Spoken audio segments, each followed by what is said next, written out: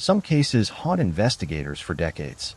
But there's one disappearance that doesn't just haunt, it defies logic entirely. October 14th, 1965. A young newlywed walks to her car after dinner at one of Atlanta's most upscale shopping centers. She vanishes into thin air. The next day, her vehicle mysteriously reappeared in the same parking lot, except it wasn't there just hours before. Inside, police discover something that will baffle them for nearly 6 decades. Folded underwear placed like an offering, traces of blood deliberately smeared across multiple surfaces, and evidence suggesting someone went to extraordinary lengths to stage this scene. Meanwhile, 250 miles away in North Carolina, witnesses report seeing her at 2 separate gas stations with mysterious men. She appears injured but never asks for help. She signs her married name on credit card receipts, but the timeline makes her presence in both locations physically impossible. The evidence contradicts itself. The theories have massive holes. And nearly 60 years later, seasoned investigators, men who've solved hundreds of cases, still admit they have no idea what really happened. This is the disappearance of Mary Shotwell Little, and I'm warning you now. By the end of this video, you won't know what to believe either. This is Crime Case Reports. Before we continue, this case involves a disappearance with disturbing details and an unsolved murder. Viewer discretion is advised. To understand this case, you need to understand who Mary was, because this wasn't a woman who lived recklessly or courted danger. Mary Wallace Shotwell was born on January 14, 1940, in Charlotte, North Carolina. She grew up in a traditional Southern family, the kind where Sunday dinners mattered, and reputation meant everything. In 1962, she graduated from the Women's College of the University of North Carolina, now UNC Greensboro, with a degree in secretarial administration. Her college yearbook shows a composed young woman with light brown hair styled in the era's signature pageboy cut, hazel green eyes, and a warm smile. She served on the student elections board. She was well-liked, ambitious, and ready to take on the world. That summer, at age 22, Mary did something that required courage in 1962. She left her hometown and moved to Atlanta alone. She was chasing the promise of the big city. Atlanta in the early 60s was booming. Coca-Cola was headquartered there. The civil rights movement was reshaping the South. And the banking industry was expanding rapidly. On July 2, 1962, Mary started her job as a secretary at Citizens and Southern National Bank, known simply as CNS Bank on Mitchell Street in downtown Atlanta. It was one of the most prestigious banks in the Southeast. She moved into an apartment at 1300 University Drive Northeast with 3 roommates. She smoked Kent cigarettes. She enjoyed reading, dancing, watching television, and going to the movies. She was, by every account, the quintessential girl next door, slender, standing 5'6", with porcelain skin and a quiet elegance about her. For 3 years, Mary lived the life of a young, single, professional woman in the city. She dated. She made friends at the bank. She built a life for herself. And then she met Roy Little Jr. Roy Little Jr. was a bank examiner, meticulous, detail-oriented, and by most accounts, not particularly warm. Some of Mary's friends disliked him so intensely that they refused to attend the wedding. But Mary seemed happy. She spoke fondly of Roy to her coworkers. She appeared excited about building a future with him. On September 4th, 1965, Mary and Roy were married. 6 weeks later, she disappeared. It's a warm autumn day in Atlanta, nearly 70 degrees, the kind of day that makes you appreciate fall in the South. Roy is out of town in LaGrange, Georgia, about an hour south of Atlanta. He's attending training to become an auditor. He's been gone for a few days, but he's due back Friday, October 15th. Mary has plans. She's going to throw a welcome home party for Roy on Friday evening. They're going to entertain friends at their apartment on Line Circle in Decatur. It's the kind of thing newlyweds do, establishing routines, building traditions, creating a home together. Mary works her normal shift at CNS Bank. At 4:45 p.m., just before leaving, she cashes a personal check for $25. She's wearing an olive green cotton dacron sheath dress with long sleeves, a small collar, button cuffs, and a belt. The dress has a print of small white flowers. She pairs it with black flats and flesh-colored pantyhose. On one hand, she wears her platinum wedding band. On the other hand, her yellow gold class ring from UNC has a flat band with black onyx. She drives her gunmetal gray 1965 Mercury Comet out of the Allright parking lot on Nelson and Forsyth Streets, just behind the bank. Her first stop, Lenox Square Shopping Center. Understanding Lenox Square in 1965 is crucial to understanding why Mary's disappearance was so shocking. This wasn't some dimly lit strip mall in a sketchy part of town. Lenox Square was the crown jewel of Atlanta shopping, an upscale, modern shopping center in Buckhead, one of the city's wealthiest neighborhoods. It was well lit, filled with exclusive shops and nice restaurants. Even at night, it was usually packed with people. It was considered one of the safest places in Atlanta. And by bizarre historical coincidence, this exact property had been the site of another famous kidnapping. Before the mall was built in the 1950s, the land belonged to the Otley family, Old Atlanta money.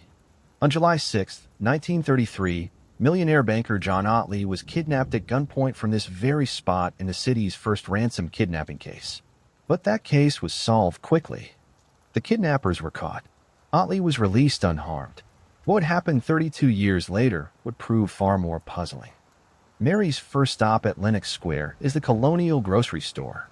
She needs supplies for Friday's dinner party. A clerk named Raul Aroyd helps her load bags of groceries into her car's backseat. She tips him 10 cents. He'll later tell police that she reminded him of a teacher he once had, kind, polite, unremarkable. Leaving her groceries in the car, Mary walks to the S&S cafeteria, sometimes also called Piccadilly Cafeteria, and meets her coworker, Isla Stack. Stack is older than Mary, more like a work mentor than a friend. At 6:15 p.m., they sit down to dinner. The cafeteria has that particular atmosphere of the era, the clink of silverware on plates, the soft murmur of conversation, and the smell of pot roast and fresh rolls. It's comfortable, familiar, safe. Mary and Isla talk about work, about the party tomorrow, about ordinary things. According to Stack, Mary is in good spirits. She seems happy with her married life. She shows no signs of distress, no premonition of what's coming. After dinner, they do some window shopping at Rich's department store, one of the premier department stores in the South. Around 8 p.m., they wrap up. Both women are parked on the lower level of the parking lot, just outside Rich's. They say their goodbyes. Mary's parting words are simple, unremarkable. See you. She walks toward her Mercury Comet, carrying her brown burlap and leather John Romaine purse, her white London fog raincoat draped over her arm. It's the last time anyone who knows Mary Shotwell Little will ever see her. While Mary is having dinner at Lenox Square, Roy Little is 60 miles away in Lagrange. According to his later statements to police, he returned to his hotel room after dinner around 6:45 p.m. He drinks 3 beers. He watches television. Around 11 p.m., he goes to bed. The next morning, his life will change forever. Mary doesn't show up for work. This isn't like Mary. She doesn't miss work. She doesn't call in sick without warning. She's one of the most reliable, punctual employees at CNS Bank. Her colleagues know immediately that something is wrong. Phone calls to her apartment go unanswered. Someone contacts the landlord, who delivers unsettling news. Mary's newspaper is still sitting on her doorstep untouched. Isla Stack, the coworker who had dinner with Mary the night before, tells their boss Gene Rackley, an executive at the bank, about their evening at Lenox Square. She mentions that Mary was heading to her car around 8 p.m., and she even recalls the area where Mary said she was parked. Rackley immediately calls Lenox Square security. Can you check the yellow parking area on the Lenox Road side of the mall? We're looking for a 1965 metallic pearl gray Mercury Comet. Security searches. They call back. We can't find it. But Gene Rackley has that feeling, a kind of instinct you get when something's very wrong. He's not satisfied with a phone call. Around noon, he drives to Lenox Square himself. He walks the parking lot methodically, row by row, looking for Mary's car. And there it is, sitting in the yellow parking area, exactly where it should be. He calls the police. When Atlanta police officers arrive and approach the Mercury Comet, nothing about the exterior immediately screams emergency. The car appears normal except for fine coating of red dust, the kind you pick up from unpaved country roads. They open the door. The engine is stone cold. This car has been sitting here for hours, probably overnight. But what's inside stops everyone in their tracks. Women's underwear, girdle, a slip, and panties were neatly folded and placed on the console between the front seats as if someone carefully arranged them there. A bra is folded on the floorboard. A stocking that's been deliberately cut with a knife. And blood? Not pools of it. Not the kind of violence that leaves splatter patterns. Just small amounts of specks on the undergarments, smears on the steering wheel, the front seats, the driver's side door, and the inside of the passenger window. Crime technicians will later note something odd about these blood smears. Bill Moore from the identification unit wonders aloud if someone hasn't deliberately exaggerated the amount of blood. Larry Howard from the State Crime Lab agrees that, despite the gory display, there's no more blood here than you get from a nosebleed. Grass clippings are stuck to some of the blood on the seats, the kind you'd pick up driving through rural areas with overgrown fields. There's an unidentified fingerprint preserved in the blood on the steering wheel. It doesn't match Mary's. To this day, it has never been matched to anyone in any database. Testing confirms the blood is likely Mary's, but the amount is minimal, not nearly enough to indicate a fatal injury. Maybe a cut, maybe a blow to the head. Not enough to kill. For bags of groceries that Mary bought the night before are still in the back seat. Some Coke bottles. A pack of Kent cigarettes is her brand. All untouched. Missing Mary's car keys. Her purse. Her white London fog raincoat. Her shoes. Her platinum wedding band. Her solitaire engagement ring. Her UNC class ring. Her Scara bracelet. The scene looks staged. Deliberate. Someone went to extraordinary trouble to arrange this exactly so. But who? And why? This is where the case breaks reality. Roy Little was meticulous about tracking mileage on a Mercury comet. He kept detailed logs, the kind of obsessive record-keeping that would later prove crucial. When investigators cross-reference his logs against the odometer reading, they discover something that doesn't make sense. Only 41 miles are unaccounted for since Roy last noted the mileage. 41 miles. If someone took Mary from Lenox Square around 8 p.m. Thursday night, they didn't drive far. You could make it to the outskirts of Atlanta and back. Maybe to a rural location within the metro area. But you absolutely could not drive the nearly 250 miles to Charlotte, North Carolina. And that's where the case becomes impossible. Here's another detail that doesn't add up. When Gene Rackley called Lenox Square security at 9 a.m. on Friday morning, asking about Mary's car, they told him they couldn't find it. Maybe they just missed it in a crowded lot, right? Except for this, a patrol officer drove through the Lenox Square parking lot at 6 a.m. Friday morning as part of his routine routes. It was part of his regular patrol route. He specifically noted the Mercury Comet was not in that parking lot. Think about that. At 6 a.m., when the mall is closed and the lot is nearly empty, a lone car would stand out. It would be nearly impossible to miss. The car wasn't there at 6 a.m. Security couldn't locate it at 9 a.m. But at noon, Gene Rackley walked straight to it. Someone brought that car back. But when? And who? And if they brought it back in broad daylight, which seems to be the case, why didn't anyone see them? While Atlanta police are processing Mary's blood-smeared car, something extraordinary is happening 250 miles away. Sometime between midnight and 2:30 a.m. on Friday, October 15th, mere hours after Mary vanished, her gasoline credit card was used at an all-night Esso station in Charlotte, North Carolina. Charlotte, Mary's hometown, where her parents still live. The gas station attendant will later give police an account that's both detailed and disturbing. He describes seeing a woman matching Mary's description lying in the front seat of a vehicle with a newspaper covering her head and face. She appeared to be treating some kind of head injury, holding the paper against her forehead like a makeshift compress. She was with an unshaven, middle-aged man who handled everything: the fuel, the payment. The woman only moved once, when the man used her gas card to pay and handed her the credit slip to sign. She signed it Mrs. Roy H. Little, Jr., her married name. The attendant said the woman seemed to be deliberately hiding her face. She made no attempt to signal for help. No eye contact. No plea for assistance. No indication of distress. The man was controlling, never letting her out of his sight, watching her constantly. The attendant found the encounter disturbing enough that he wrote down the license plate number of their vehicle. When police later run that license plate, they discover it was stolen from a different vehicle in Charlotte just days before Mary disappeared. Someone was planning ahead. Someone was covering their tracks. At approximately 2:30 p.m. on Friday, October 15th, Mary's gas card is used again. This time at another Esso station in Raleigh, North Carolina, about 150 miles east of Charlotte. The second attendant's story mirrors the first with eerie precision. A woman matching Mary's description was seen appearing to treat a cut on her head. This time, traces of blood are visible on her legs. This time, she's accompanied by two unshaven, middle-aged men. Again, one of the men uses her gas card. Again, the credit slip is handed to the woman to sign. She signs Mrs. Roy H. Little, Jr. Again, she appears to be hiding her face. Again, she does not attempt to communicate distress. The male companions hover, watching, controlling. Both credit card receipts are later examined by handwriting analysts. The consensus, the signatures look like Mary's.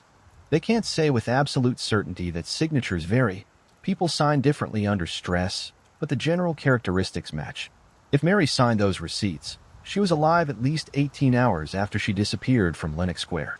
Charlotte to Raleigh is approximately 150 miles. In 1965, with good road conditions, that's a 2.5 to 3 hour drive. You wouldn't need to refuel after 2.5 hours. The fuel efficiency of a 1965 Mercury Comet was more than adequate for that distance. So where were they for those 12 hours between the Charlotte sighting around midnight 2:30 a.m. and the Raleigh sighting around 2:30 p.m.? The disturbing implication, Mary and her captors drove to another unknown location somewhere off the route between Charlotte and Raleigh. They were there for hours. Then they continued. But where? And why? And here's the part that shatters everything. Remember those 41 unaccounted miles on Mary's car? You cannot drive from Atlanta to Charlotte for 41 miles. It's physically impossible. The distance is nearly 250 miles one way. Mary was seen with someone who looked exactly like her in North Carolina, while her car was apparently still in Atlanta, or had already been returned to Atlanta. How can one person be in two places at once? Lieutenant Jack Perry, the legendary Atlanta homicide detective who would become obsessed with this case, found the Charlotte connection particularly haunting. Charlotte was Mary's hometown. It's where she grew up. It's where her parents, Margaret and Nathan Shotwell, still lived. Was it possible that while Atlantans were mobilizing to search for Mary on Friday morning, she was being held somewhere in her own hometown? Somewhere familiar to her, perhaps? Mary's family in Charlotte was as puzzled as everyone else. They'd heard nothing from their daughter. When they were notified she was missing, they immediately traveled to Atlanta to be with Roy. Lieutenant Perry would spend years wondering, was the Charlotte sighting deliberate? Was someone sending a message? Or was it simply the most convenient place to stop for gas on a route to somewhere else? In the weeks before she vanished, Mary was troubled. Her coworkers at CNS Bank noticed she'd been receiving a series of phone calls at work calls that left her visibly shaken, anxious in a way that wasn't typical for her normally composed demeanor. On one occasion, Mary was overheard saying to the caller, "I'm a married woman now." But then curiously, she added, "You can come over to my house anytime you like, but I can't come over there." What does that mean? Was Mary having an affair with someone she was trying to break things off with? Was someone obsessed with her, someone who couldn't accept that she'd moved on? Or was she trying to manage a delicate situation that was spiraling beyond her control, letting an old flame down gently, trying to be kind while establishing firm boundaries?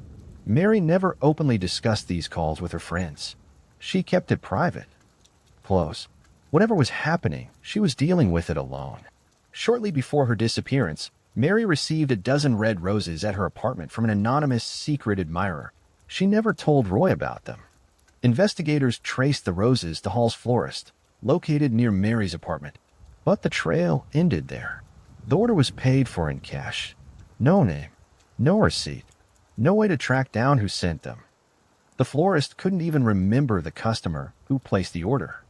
Mary confided to several friends that she was afraid of being alone.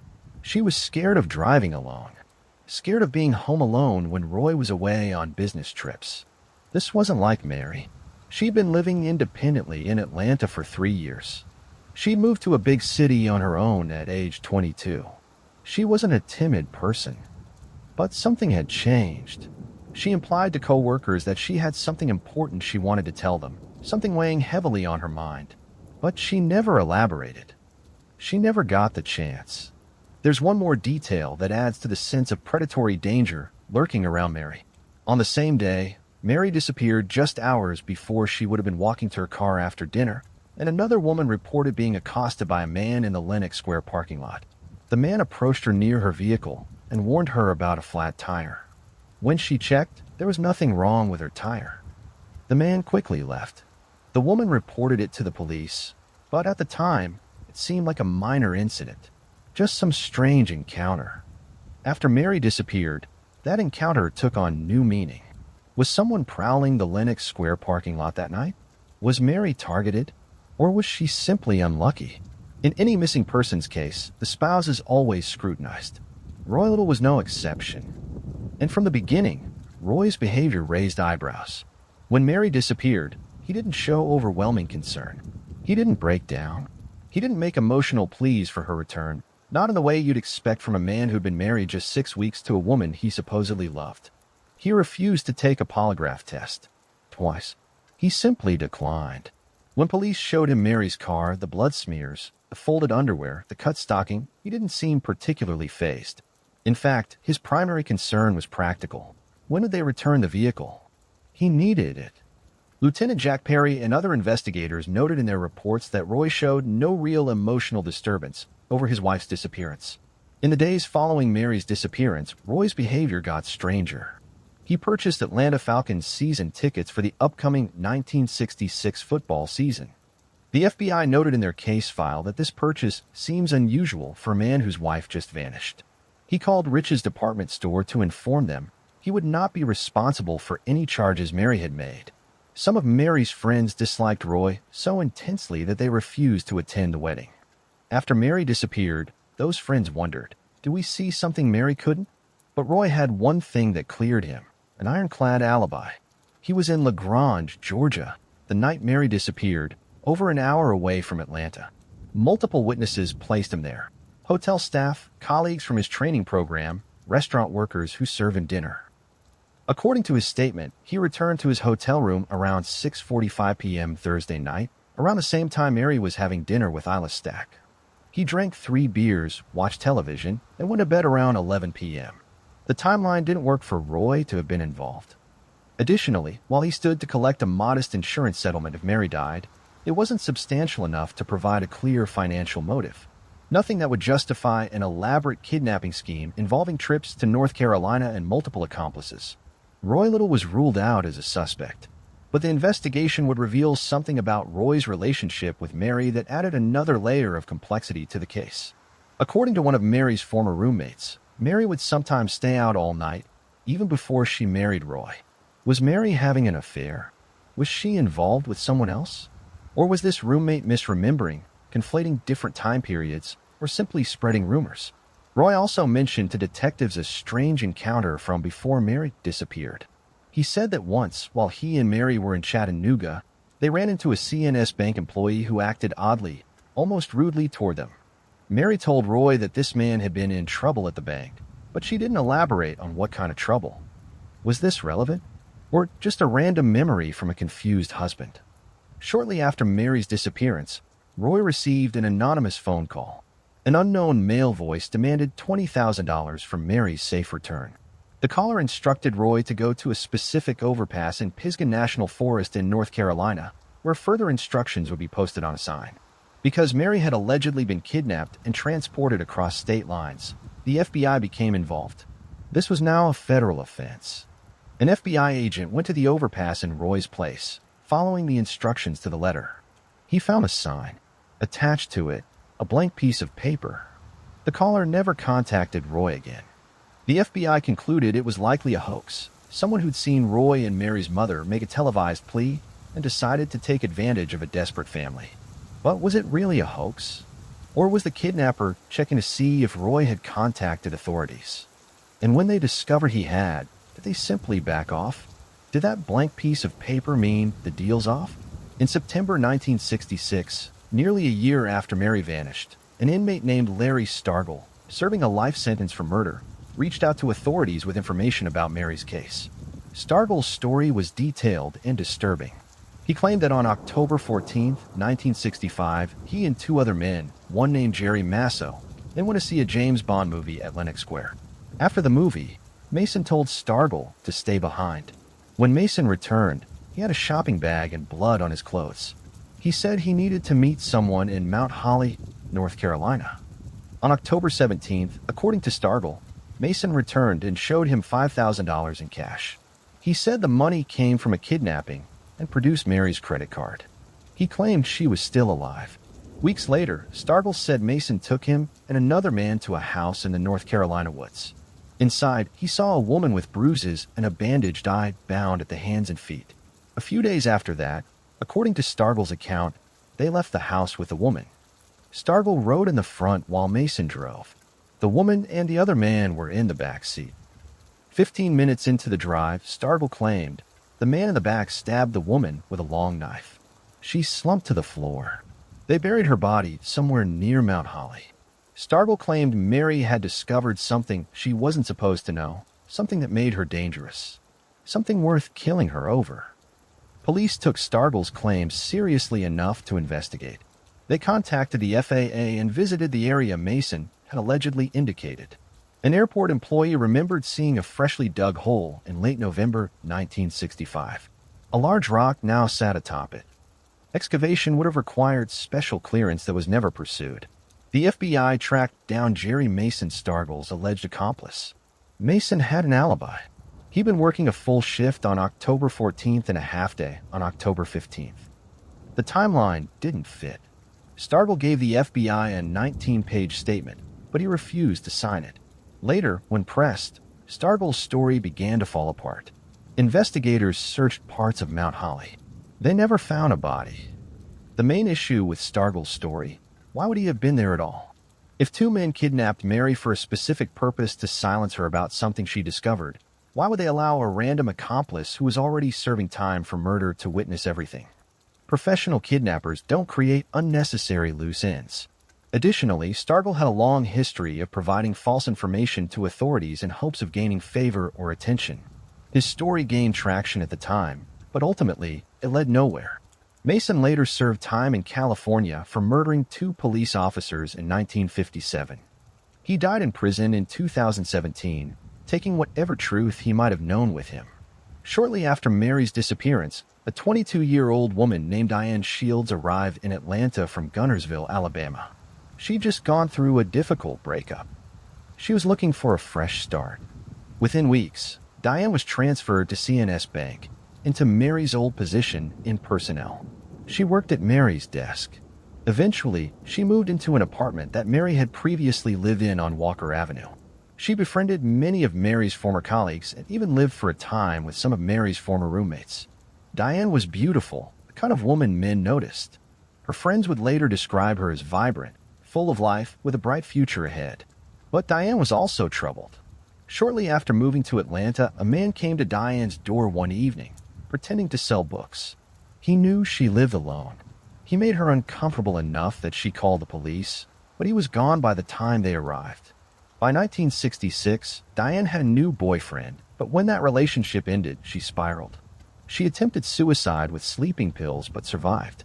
According to her fiancé, Tommy Antle, whom she began dating in 1967, Diane had told him about this earlier suicide attempt. He said that after they'd been together for a while, her depression seemed to fade. She grew happier. In fact, several weeks before her death, Diane wrote to her aunt saying she was so happy she felt like she'd been born all over again, all because of her upcoming wedding to Tommy. They were planning to marry in July 1967. But Diane told at least one person something shocking. James Randolph Payton Jr., who worked at a service station that serviced Diane's car, later told police that Diane confided in him that she was tied up somehow in the Mary Little case, and that police had told her not to give her address or phone number to anybody. Diane's best friend confirmed this claim, saying Diane had told her she was secretly working undercover with the police to help solve Mary's disappearance. No official record was ever found to support this. No police reports. No FBI files. No documentation whatsoever.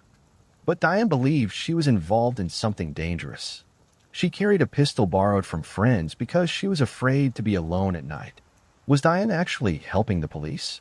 Or did she know something or think she knew something about Mary's disappearance that put her in danger? Friday, May 19, 1967, is a warm spring day in Atlanta, about 72 degrees. Diane leaves work at Georgia Associated Industries around 5 p.m. in her blue and white Chevrolet Impala. She's planning to meet her fiancé, Tommy Antle, later that evening. Around 4 p.m., Tommy calls Diane to let her know he has an insurance appointment and will be over later. The appointment should take about an hour. Tommy arrives at their apartment around 7 p.m. Diane isn't home yet. As the hours pass, Tommy grows increasingly worried. He calls the Atlanta police. He calls Grady Hospital. He calls South Fulton Hospital. He calls the College Park police. Everyone tells him the same thing. He has to wait 24 hours to file a missing persons report. At midnight, Diane's sister Sandra and her boyfriend return from a date. Diane still hasn't come home. East Point police officers Grady Henderson and W.M. Wilson are on patrol when they spot a blue and white Chevrolet Impala parked alongside a laundromat on Sylvan Road. Blood is dripping from the trunk. They call it in, then carefully approach the vehicle. The hood is open. They touch the radiator, and it's cool. The car's been sitting here for a while. They open the trunk. Diane Shield's body is crammed inside, upside down, wedged between a spare tire and a cardboard box. Inside the box, a copy of Betty Crocker's New Dinner for Two, a cookbook for the life Diane was planning. She's fully clothed in an olive green jumper-type dress and a white top. She's barefoot. Her diamond engagement ring is still on her finger. A scarf and a piece of paper torn from a phone book have been stuffed down her throat. She died of suffocation. There's also evidence of blunt force trauma to the back of her head, a sharp blow that left a visible injury but wasn't fatal. Diane had not been sexually assaulted. Nothing was stolen. No robbery.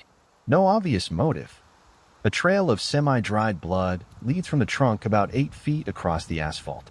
East Point police immediately begin investigating, but leads are scarce. 2 witnesses reported seeing Diane's car earlier that evening with 2 men inside. One witness, Jack Mullinax, saw the car around 3 a.m. near the location where it was eventually found. 6 days later, Mullinax was followed by an unknown man around 3 p.m. At 5 p.m., the unknown man forced Mullinax into a car, drove into Henry County, forced him out, and shot him. Mullinax survived, but he couldn't identify his attacker. When news of Diane's murder broke, Clint Chaffin, superintendent of Atlanta detectives, immediately called East Point police. That sounds like our Mary Shotwell Little case. The parallels were impossible to ignore. Both women worked at CNS Bank. Both received mysterious phone calls that disturbed them. Both received anonymous roses. Diane took Mary's job, worked at Mary's desk, and lived in Mary's apartment. Both had shared roommates. Both cases involved violence, but no sexual assault. Both cases remain unsolved. The news of Diane's murder touched off days of speculation that a rose killer was loose in Atlanta. Some of the women who'd roomed with both Mary and Diane were terrified.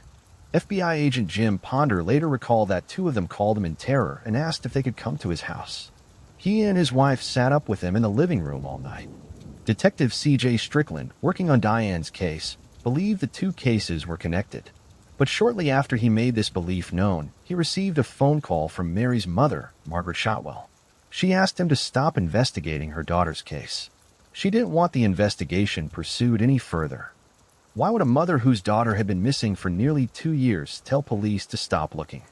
Detective Strickland believed Mary was still alive, that she made contact with her parents at some point. He encouraged the FBI to tap the Shotwell family's phone, but they refused. Conversely, FBI agent Jim Ponder insisted that Margaret Shotwell never gave up searching for her daughter. He said she would call periodically, upset, devastated by her loss. She's never gotten over it, he told reporters. So which was it? Did Mary's mother know she was alive? Or was she simply trying to protect her remaining family from whatever danger had claimed Mary and Diane? Diane Shield's murder remains unsolved to this day. After decades of investigation, seasoned detectives have proposed several theories about what happened to Mary Shotwell Little. But I'm warning you, none of them makes complete sense. Captain W.K. Jack Perry, the legendary Atlanta homicide detective who worked this case for years until his retirement, believed Mary was abducted by a predator whom he called a pervert. According to this theory, A stranger grabbed Mary in the Lenox Square parking lot, forced her into her vehicle, and took her to another location where he assaulted her. He then returned to the parking lot hours later, possibly in broad daylight, to leave the car in the exact spot where he'd taken it, perhaps to taunt investigators or to complete some compulsive ritual. After staging the car, he drove Mary to North Carolina in his own vehicle, where he murdered her and buried her body somewhere it's never been found. Why would a random predator keep Mary alive for another day? Why drive her to a different state from her hometown? No less. Why stop at two separate gas stations 12 hours apart, creating a paper trail with her credit card? Why have her sign the credit slips? And most importantly, why were there two men with her at those gas stations? Random sexual predators don't operate this way. They don't create elaborate staging. They don't drive hundreds of miles. They don't involve accomplices. Based on inmate Larry Stargle's confession, some investigators believe two men were paid to kidnap Mary because she discovered something dangerous, something that made her a liability. This would explain the elaborate planning, the staged car scene, the stolen license plate, the multiple men involved in the North Carolina sightings, and even the ransom call as a way to gauge whether authorities were involved before backing off. Perhaps Mary had stumbled onto some kind of criminal activity at the bank. Perhaps she knew about financial impropriety, embezzlement, or something even darker. There's no evidence to corroborate Stargle's story. No financial records show large cash payments. No motive was ever identified. Investigators found no evidence that Mary had discovered anything inappropriate at the bank. And why would professional kidnappers allow a random accomplice like Stargle to witness a murder? Some investigators believed Mary staged her own disappearance.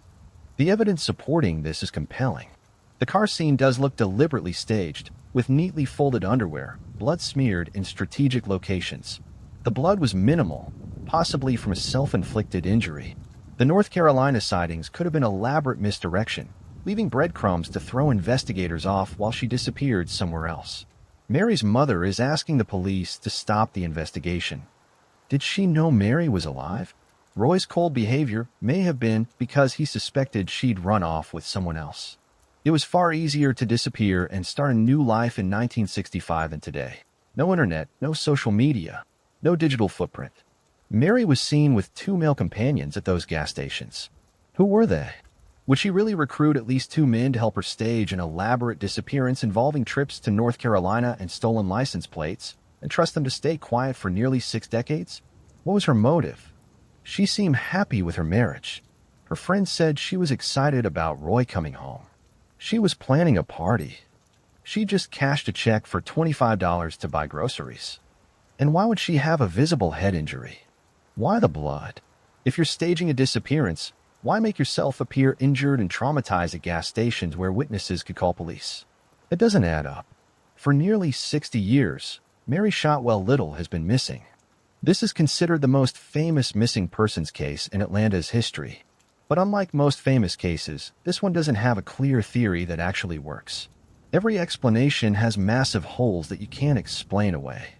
The police file from Mary's case mysteriously went missing sometime in the years after her disappearance. That massive box filled with evidence, witness statements, and photographs, all of it vanished. Just like Mary, Diane Shields' murder remains unsolved. The unidentified fingerprint and blood on Mary's steering wheel has never been matched to anyone. The two men spotted with Mary at the gas stations in North Carolina have never come forward. Never been identified. Never been found. The 12-hour gap between Charlotte and Raleigh has never been explained. We don't know who sent Mary the anonymous roses. We don't know who was calling her at work, leaving her shaken and afraid. We don't know what Mary might have found out that she wasn't supposed to know, if anything. Lieutenant Jack Perry, the detective who spent years on this case, said it haunted him until the day he died. There were times I thought we were so close, he told reporters decades later. We'd get tips from people, but the leads really began to fade out around 1975 or 1976. Jim Ponder, the FBI liaison on the case, was equally puzzled from the beginning.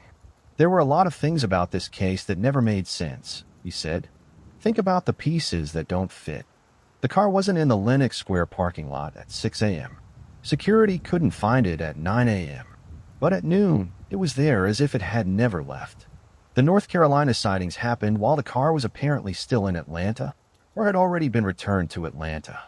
Only 41 unaccounted miles on the odometer. You can't drive to North Carolina on 41 miles. Neatly folded underwear. Blood was deliberately smeared on multiple surfaces. Grass clippings stuck to blood. Someone staging a scene, but who? A woman with a head injury is lying in a car with a newspaper over her face. 2 different gas stations, 12 hours apart. She signed her married name both times. Men who controlled her every move but allowed her to be seen by witnesses. Anonymous phone calls before she vanished.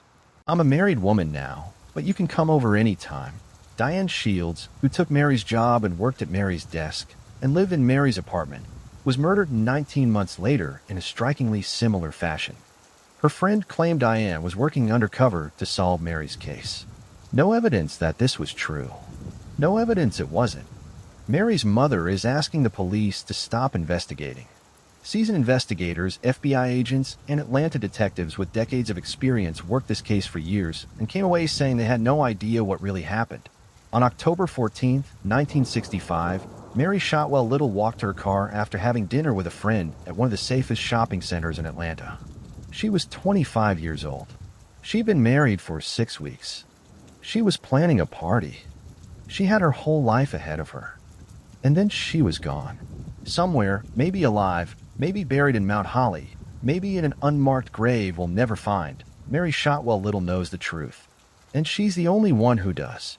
If you have information about the disappearance of Mary Shotwell Little or the murder of Diane Shields, contact the Atlanta Police Department at 404-614-6544 or the FBI at 1-800-CALL-FBI.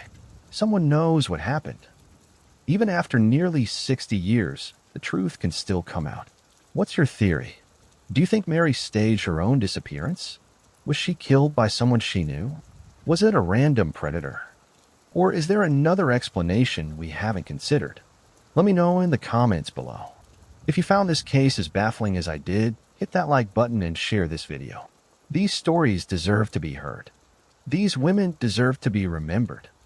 Once again, this has been Crime Case Reports. Thank you for watching. Peace.